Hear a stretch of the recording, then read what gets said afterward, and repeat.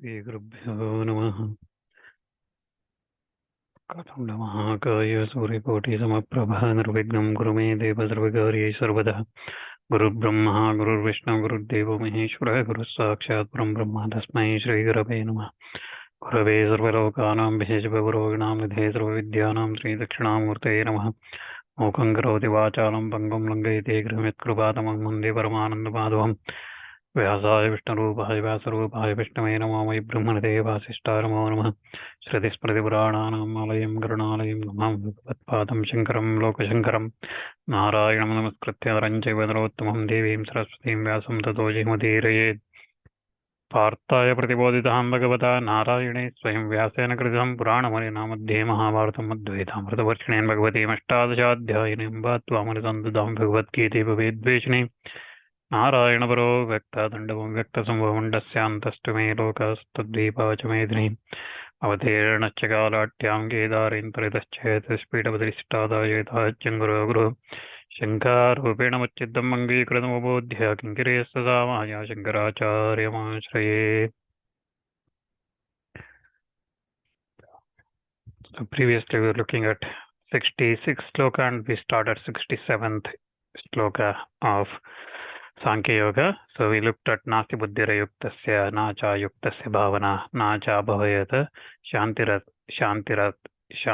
Ashantyasya Kuda Sugam. So for the one who does not go for this kind of does not have control over indriyas, that for that person, where is the happiness for such a person, right? So for the unsteady, there is no wisdom and there is no meditation for the unsteady man, and for that such an undemeditative man, there is no peace. So right, so how can there be peace, happiness without peace? So that was the shloka we looked at, and since then we started looking at the 67th shloka, which is Indriyanam charatam yanmanno nu vidhiyate tadasya harati prajnam vayurnava vivambasi.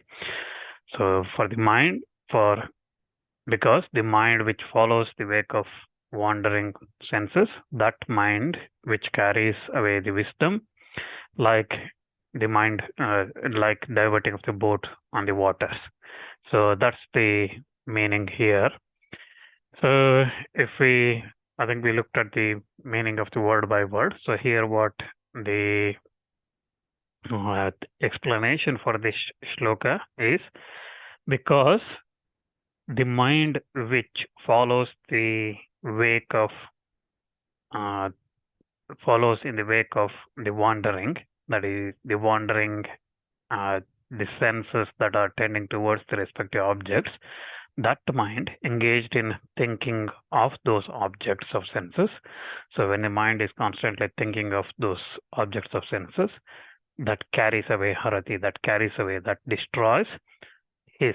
Asya means his here is representing that sannyasi who is trying to have this steadfastness in that Sankhya Buddhi. So that sannyasi, for his wisdom, it carries away his prajnam. Prajnam is wisdom. So it carries away his wisdom, which is born from the discrimination between the Atma and Anatma. So what is Atma and what is not? So that discrimination power he has, that wisdom he has, that's carried away. So prajna is different from buddhi, mati, smriti. I think we looked at that previously. Smriti is memory which happened previously. It is the memory whatever that happened previously. Smriti, vetita vishaya. So it is previous, whatever that happened. Mati means whatever that's going to upcoming, what's going to happen in future.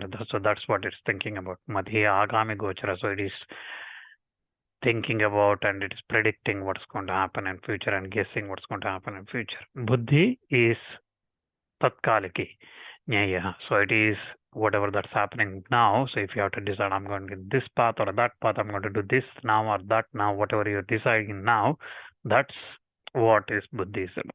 And prajna is all the three kalas, three times, past, present, and future. So that's why prajna is traikaliki mataha. So the one who has ability of all the three times knowing that is called prajna, and the prajna of that person, that sannyasi, is carried away. So here again, what it's saying is the indriyams, the organs, that the senses which are wandering, which are active with regard to the respective objects, which are uncontrolled, that senses, even if it is one with regard to which the mind is impelled, that is become active, that those senses, even though the one which is pursued by the mind is carried away. It carries away the wisdom that is concerning the Atma presented in the Shastras.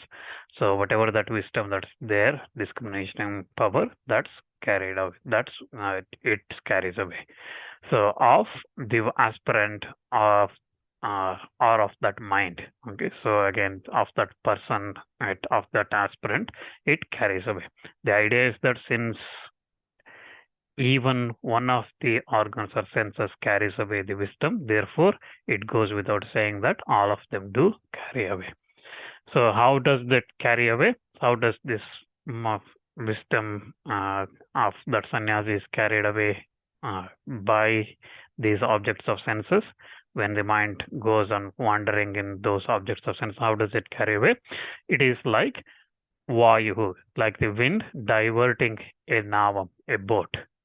Ambasi means on water. So on water, when the wind diverts a boat, just like that, the senses are diverting the sannyasi's prajna, wisdom. So just as wind diverting the boat on the waters from its intended course, just like that, it drives away along the wrong course. Similarly, the mind, by diverting the wisdom from the pursuit of Atma, self, makes it engaged in the objects. So that's the meaning here. Again, the meaning of the example here is pretty clear, just like the boat diverts away only when it is on the water, not on the land. So just like that, the word here, ambasi, on water, is used to indicate that fact. So that is suggested that even in the case of objects of comparison, the ability of the organs to carry away the wisdom exists only when there is disturbance comparable to the waters. Okay, so that is in the mind, but not when there is stability compared to land. So that is in the mind again. So if the mind is steady, then it won't move away. So, and that's what being said. So in the shlokas,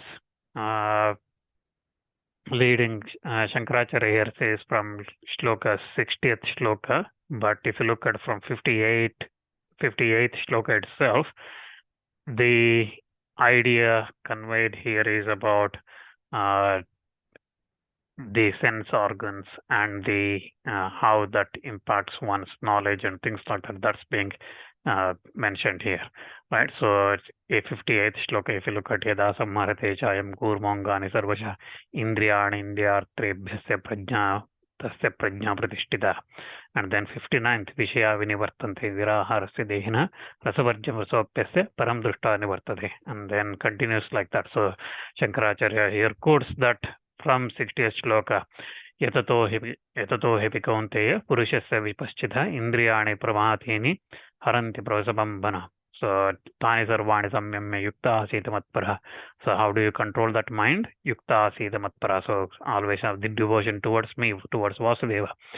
So towards that Paramatma. Then you can control. Vashehi yasyendriyani tasya prajna pratishtita.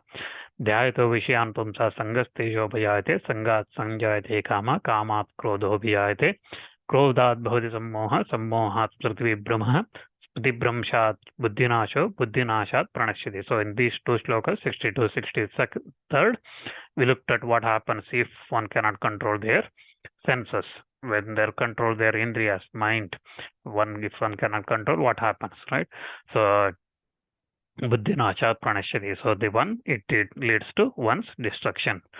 So then ragadvesha muktais to vishaya indriya charan atmavaishchai vidheyatma prasadamati gacchati. Prasade sarvadukkanam hanirasya upajate prasannachetasu hyasu buddhi पर्यवतिष्ठते नास्ति बुद्धिरयुक्तस्य न चायुक्तस्य भावना न चाभवेत् शान्तिर् अशान्त्यस्य कुतः सुखम् इन्द्रियाणां हि चरतां यन्मन्नो न विधीयते तदस्य हरति प्रज्ञां वायुर्नामा विवाम्बसि. So all these shlokas from 58th or 60th to here 67th shlokas, these shlokas, 11th shlokas here, they talk about that India control, right? So it explains that what happens if you don't control, and so it starts from Yada Sammarate Chayam Kurmangani Sarvashas, just like tortoise controls, pulls its limbs inside, right? Indriya senses you have to control, and Vishaya Vinivartante. So it those objects, looking at the objects, these senses drawn towards that, but you control those things, and controlling that, like thinking about Vasudeva, having that devotion will do. If you don't do this, you will have all these krodha, kama, krodha, sammoha, spritibhramsha, buddhinasha, all these things happen. And then raga, dvesha, mukta, all those things, raga, dvesha, removing all those things, atma vishaya videya atma. So you think about atmas, then you will prasadamati gacchati. So you will have that attaining that moksha, that realization. So once you have that, then sarvadukkanam hanirasya upajayate. So all these sorrows will disappear, right? As we looked at earlier, like when we saying that when there is a flood all around.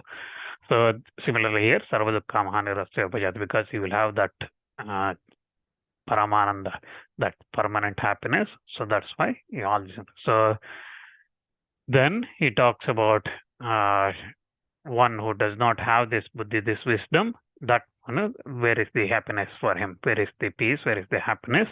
So these mind and senses, if not controlled, it will be carried away like the boat in a water, so by the wind. So just like that. So these slokas we covered.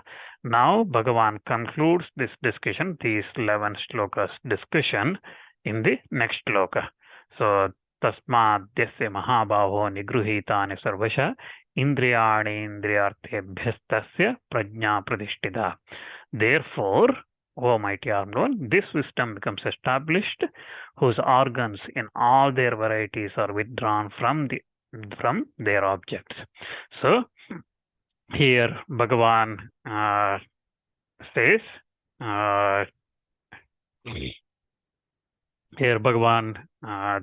says that, so therefore he starts as therefore. So that means concluding that discussion that was taking place.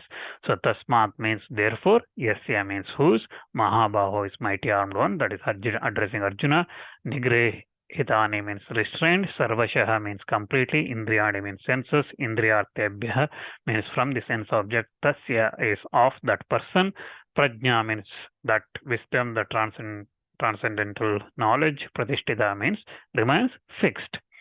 So now, if you look at a little bit more in details on this shloka, the explanation for this shloka, here Bhagavan explains that since the evil arising from the activities of the senses or the organs have been described up to now in those last 11 shlokas, tasmat, therefore, O Mahabhaho, O Arjuna, O mighty armed one, his prajna, that is the sannyasi's prajna, the wisdom, becomes established, whose organs in all their varieties, sarvashaha, here the word used is sarvasha, in all their varieties, differentiated, those sarvasha means all varieties, means mind, etc. So it is all the varieties of indriya. So all the 5 sense organs, karmendriya, jnanendriya, mind, everything. So it is all those varieties of indriya, sarvashaha,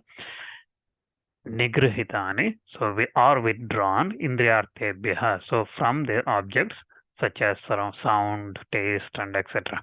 So it's withdrawn from all those things. So tasya prajna established, pradishtita. So his prajna, his wisdom becomes established. So sarvasha again in totality, together with mind, okay, including mind.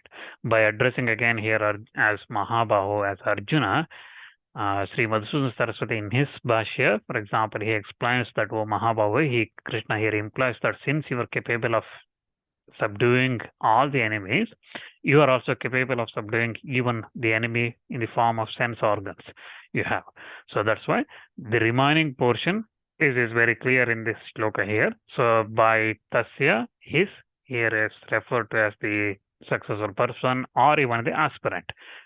So it could be the yogi who is fully established in that, or the one aspirant as well. So because again, as I said, all these shlokas explain the characteristics of a sthita prajna, right? So that sthita prajna characteristics, we are looking at all these things in response to Arjuna's questions, 4 questions he asked. So that's the response Bhagavan is giving here. So that sthita prajna is being explained to us, for all of us, because we can follow that path. We have to try to follow that path. So that's why Madhusudan Saraswati, for example, in his commentary says that tasya here is referred to the one who is already established in yoga, this sthita prajna state, or even to the one who is aspirant as well.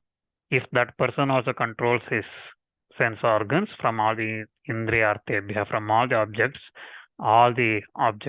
sense objects, then his wisdom becomes established.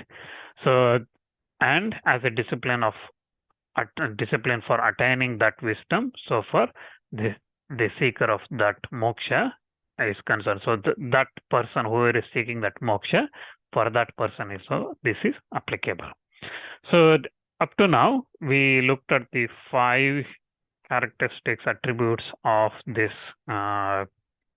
Sthita Prajna, right? Starting from Shloka 55th Shloka, where Bhagavan explains that satisfaction in the Atma itself, Atmanevatmana Tushta, right? So then we looking at pleasure and pain equally. Dukkeshu anuddigumana sukeshu vigataspradha. So that Shloka, 56th Shloka. And then we looked at absence of attachment, delight, aversion, and all those things in the 57th Shloka. Yaha sarvatra nabhi snehastatratya shubhashubham nabhinandati nadveshti tasya prajna pradishtita. And then we looked at the characteristics of complete withdrawal of senses from the objects. Yada samharade chayam kurmangani sarvasha, from there, starting from there. Then devotion to Bhagavan. Tani sarvani samyamya yukta asita matparaha. Right, so that's shloka onwards. So we looked at the devotion, and again there under devotion we looked at thought of sense objects is the source of evil. So ragadvesha vimuktais vishayarindriyai charan. So 64th shloka, 65th, 66th, we looked at that. Then self-restraint conduces to steady knowledge. We looked at that as well under that, right? Indriyanam hi charatanam yanmanno vidihati, 67th shloka we looked at. Now Bhagavan concluded that discussion, Indriya related discussion, sense related discussion. Now he talks about the 6th attribute of this sage. He talks about the universe is a simple dream. It's simply a dream to a sage, perfect sage. For that Sthita Prajna, this world, this universe is simply a dream. So he talks about that. So we will look at that now. So again, in the case of a man who possesses this discriminative knowledge, whose knowledge has become steady, his experience of all the matters, whether it is temporal or spiritual, laukika or vaidika, sensuous or supersensuous, those things, in all his experience in all the matters, ceases on the cessation of this avidya. So when this avidya ends, his experience of all these things, laukika, vaidika things, those things, because the effect of avidya And because that's the effect of avidya, right? So when you have avidya, then all these objects becomes attached to that we start experiencing. But the opposite, one has the knowledge, then all these things comes to an end. So Shankaracharya here explains that योऽयं लौकिको वैदिकश्च व्यवहारः स उत्पन्नविवेकज्ञानस्य स्थितप्रज्ञस्य कार्यत्वात् अविद्यानिवृत्तौ निवर्तते अविद्यायाश्च विद्याविरोधात् निवृत्तिः. So because this avidya disappears, the knowledge is there, and similarly when the knowledge comes, avidya disappears. That discriminating power comes, the discriminating knowledge comes, and whose knowledge has become steady, such a person, this kind of laukika and vaidika temporal and spiritual experiences, all those things comes to. So he explains that. So then we go into so to explain that in more in detail, Bhagavan again we look at the next shloka. 69th shloka. Ya nisha sarva bhutanam tasyam jagarti samyami yasyam jagartis bhutani sa nisha pashyatu mune. So the self-restrained man keeps awake during that which is night for all the creatures, and that during which creatures keep awake, it is night to the seeing sage, to that muni. So the meaning here in word by ya means which, nisha means night, sarva bhutana means all the living beings, tasya means in that, jagarti means awake, samyami means self-control, yasya means in which, jagarti means awake, bhutani means creatures, sa means that, nisha means night, pashyata means see, mune means sage. So we hear the shloka from outwards. If you look at it, simple meaning, the self-restrained man keeps awake during night, and which is during night when all the creatures are sleeping, and he keeps sleep during when all the creatures are having a day, right? So when all the creatures are, it's day, he is sleeping, and he is awake when everybody is sleeping. So it is when it is night for everybody, it is day for him. When it is day for him, it is night for everybody. So it's kind of simply saying that he works during night shift, right? So when everybody is working, he is sleeping. When everybody is sleeping, he is working. So that's what he is saying, right? So it's not that. So here, the shloka explains that simple translation comes back like that. So because this is one of the poetic shlokas, okay, so it explains slightly differently. So here, the explanation is that which for all the creatures is night, which is the darkness. So the darkness here means tamoguna. Again, sattva, rajas, tamas, three gunas, right? So tamoguna here, darkness means night. So that which is for all the creatures is night, which is being the darkness by nature, which is tamoguna by nature. So that obliterates distinctions of all the things. So that hides all the things. So, and all the things here, again, what is that? So that is the reality, the Paramartha. So which is the supreme goal. It hides all those things, that Tamoguna, and that is accessible to the man of steady wisdom. So, right? So that darkness, that Tamoguna hides, the which is hides the supreme reality, supreme goal. It hides everything from that person, and that's the night here talked about. And as that which certainly appears as a day to the nocturnal creatures is night to the others, similarly, the reality, the supreme reality, which is the supreme goal, appears to be night, as it were, to all the unenlightened beings who are compared to the nocturnal creatures here. Because that Paramatma Tattva, that supreme goal, is beyond the range of vision of those who are devoid of that vision. So, yatha naktancharanam ahareva sadanyesham nisha bhavati tadvat naktancharastanī naktancharastanīyan amajnanam naktancharastanīyanam ajnanam sarvabhutanam nisheva nisha paramartha tattam agocharatva tadbuddhi nam.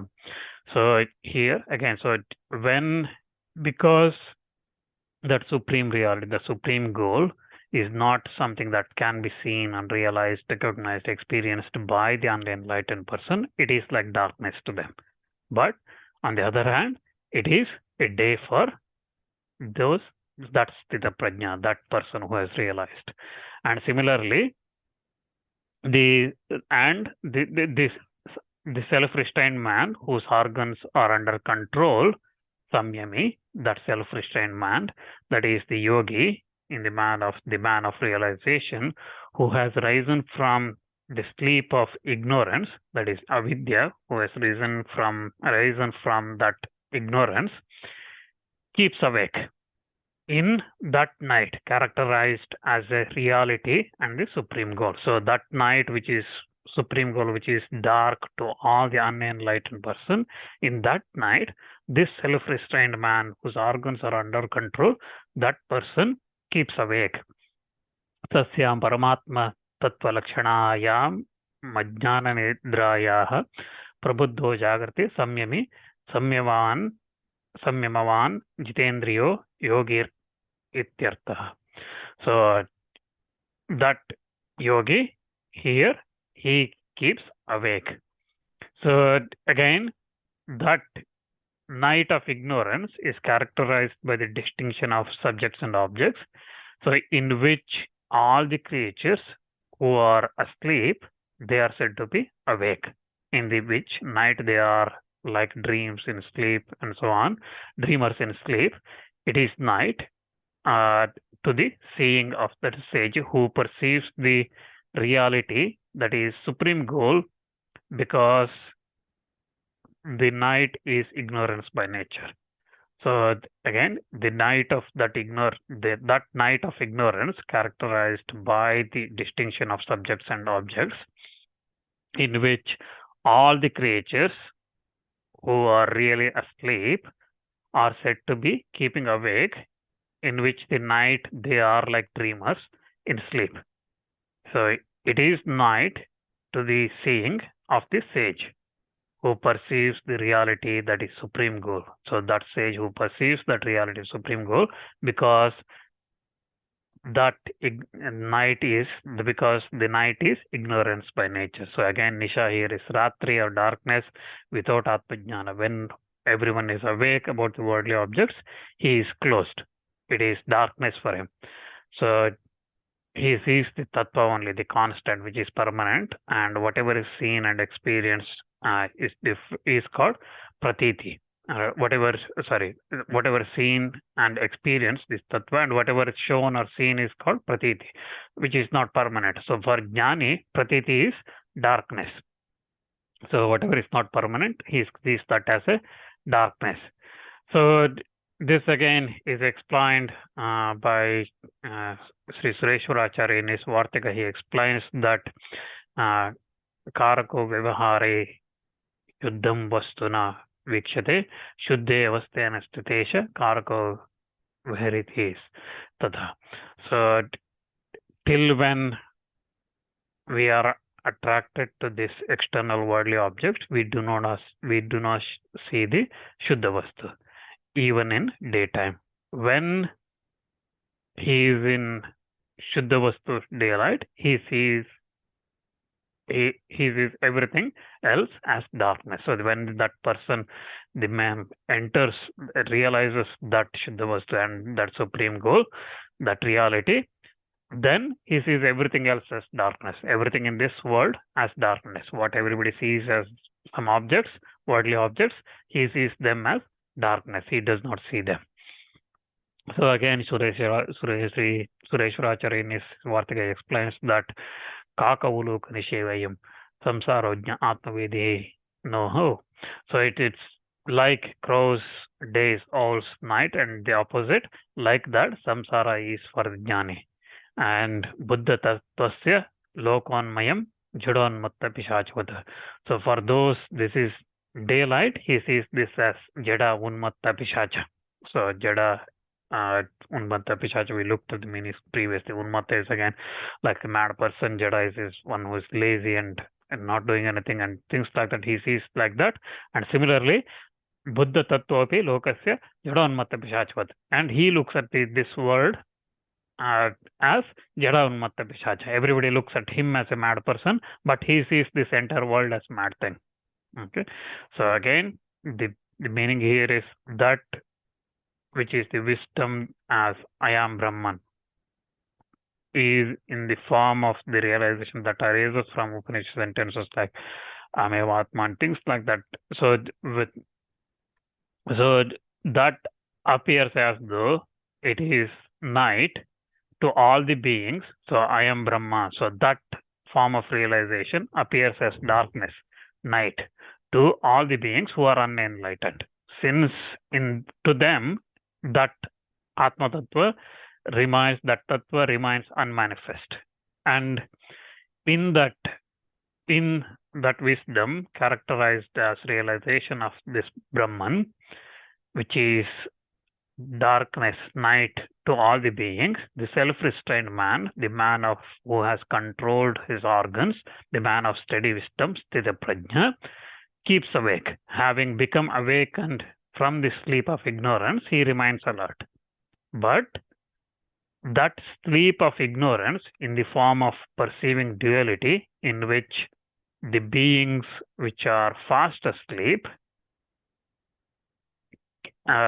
keeps awake, behave as in dream, it is night, it does not become manifest to the sage, the sage who is a man of a steady wisdom, that's the prajna, who sees the experiences directly, the reality that is the Atma itself, that Paramatma Tattva itself. So now Shankaracharya here explains at the end of this shloka, he explains that the karma is not meant for the rishis or the tattvajnani, the sthita prajna, the sages. So he explains that karma is not for the sages. So therefore, Shankaracharya here he says that therefore the rights and duties are enjoined only during the state of ignorance, not in the state of enlightenment.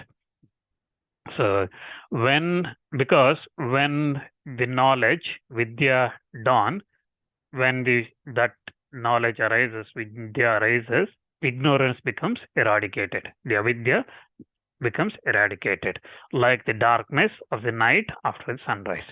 So atak karmani avidya avastaya meva chodyante na vidyavastayam vidyayam hi satyam udite savitari sharvaramiva tamaha pranasham upagacchati avidya.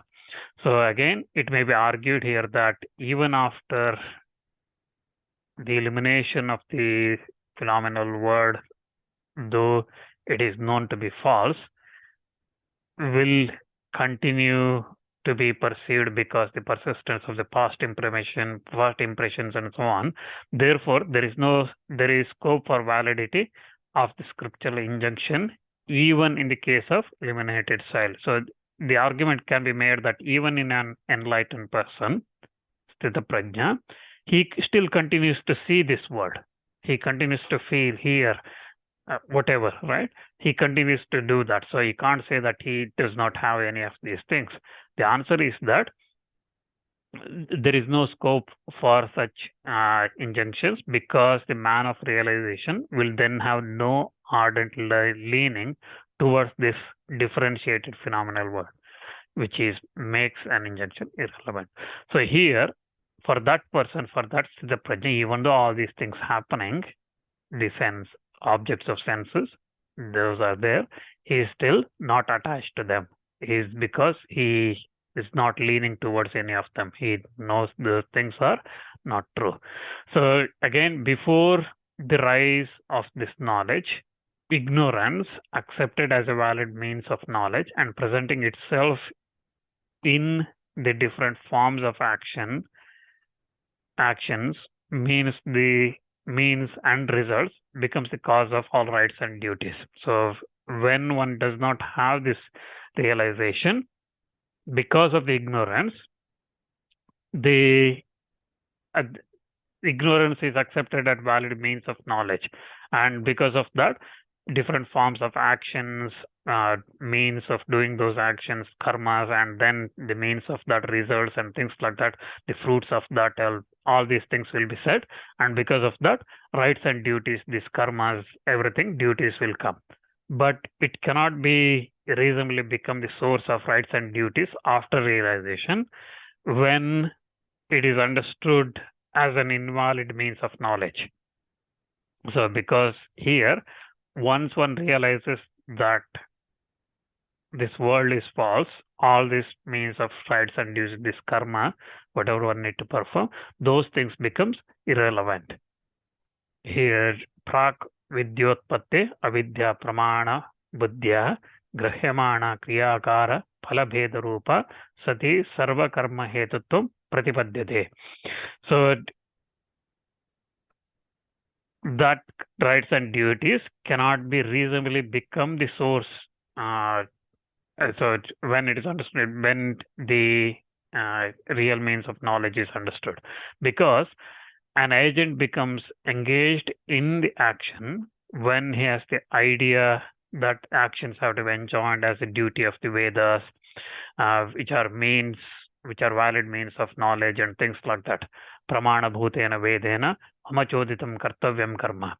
So actions have been enjoined as a duty for me by the Vedas, which are valid means of knowledge. So when one thinks like that, when one has this kind of ideas, then he engages himself in the karmas.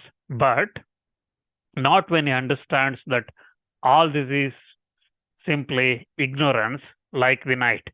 Avidya matravidam sarvam nisheva. So when he thinks that all this is ignorance, so when he thinks that all this is ignorance like a night, he does not engage in those actions. Again, a man who has come to the knowledge that all these differences in their totality are simply ignorance like a night, to that man who has realized this tattva, this supreme Paramatma tattva, there is eligibility only for renouncing all the actions, not engaging in actions, in karmas. So for him, there is only renunciation of those karmas and not engagement of those karmas. So yasya punaha nisheva avidya matravidam sarvam vedajatam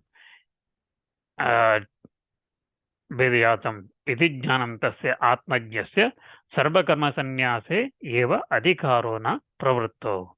So sarvakarma sannyase eva adhikaro na pravritto. So he does not have any, not engaging, he does not have any engagement in the actions, in the karma pravritti. In pravritti, he does not have anything.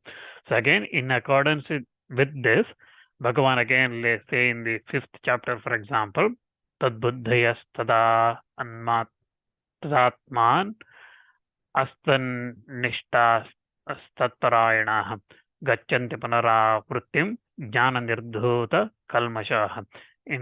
He says that those who have their intellect absorbed in that Atma Tattva, whose self is that, so and so on. He explains that in again, so later in this 5th chapter.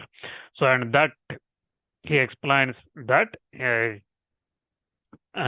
he has complete competence only for steadfastness in knowledge. So jnana nishtayameva tasya adhikaram.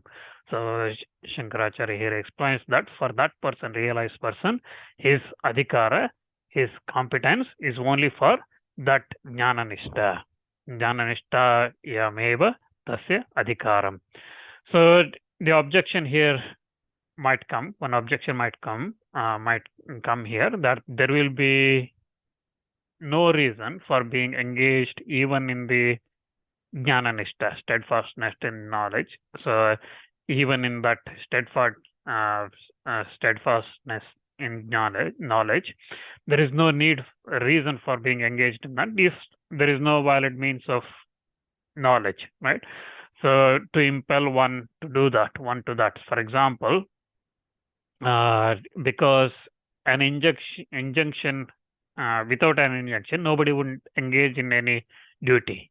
So forget about not even think about the Atma Jnana Nishta, right? So that's Sthita Prajna state. So if without any rules, injunctions, nobody will engage. So what is the reason for? So then you could argue that there will be no reason for being engaged even in that Atma Jnana, this Sthita Prajna, this process, where nobody would want to engage in that. So Shankaracharya counters that argument, saying that that is not the case, since the knowledge of Atma relates to one's own self. Swatma Vishayadvat Atma Vijnanasya. So knowledge of self, knowledge of this Atma relates to one's own self.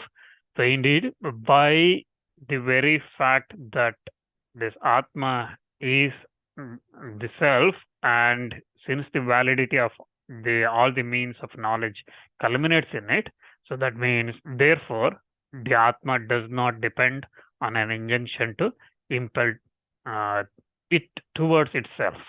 So for example, here again, the validity here we are talking about is validity of all the means. Here means the knowledge that holds good only so long as the knowledge of the Atma has not arisen.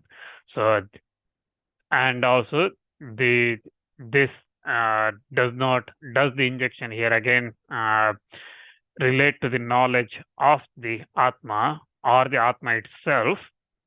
The question could be asked, does this injunction relate to the knowledge of the Atma or the Atma itself? The first alternative is untenable, because a valid means of knowledge reveals its objects even without an injunction. The second alternative is also untenable, because the Atma is self-revealing, whereas an injunction is possible in the case of something that yet to be achieved. And one's own self is not an object of that kind. So, and that's why Shankaracharya says that surely after the realization of the true nature of the self, Atma, there is no scope again for any means to or end of the knowledge. So there is no means of any other knowledge attaining once one realizes this true nature of this Atma. And the last valid means of self-knowledge eradicates the possible of the selves, the Atmas, becoming a perceiver. So you do not see that it won't become a perceiver. You realize that everything is there. And even even as it eradicates it loses its own authoritativeness in the same way as the means of knowledge in which is valid in dream becomes unauthoritative during the wake up state. So once you wake up, whatever seen in the dream just like disappears, just like that, for that person, the authoritativeness of these injunctions becomes ineffective. So pramatvatvam hi atmanah nivartayati antyam pramanam nivartayat deva cha apramani bhavati swapnakala pramanamiva prabodhe. So again, in the world too, after perception of an object, valid means of the perception is not seen to be the cause of the impeller, impelling the knower to any action with regard to the object. Hence, it is established, it can be established that for an knower of that self, that Atma, there remains no eligibility for the rights and duties. So we'll take a pause there and we will continue this shloka explanation and continuing this shloka next time. Thank you.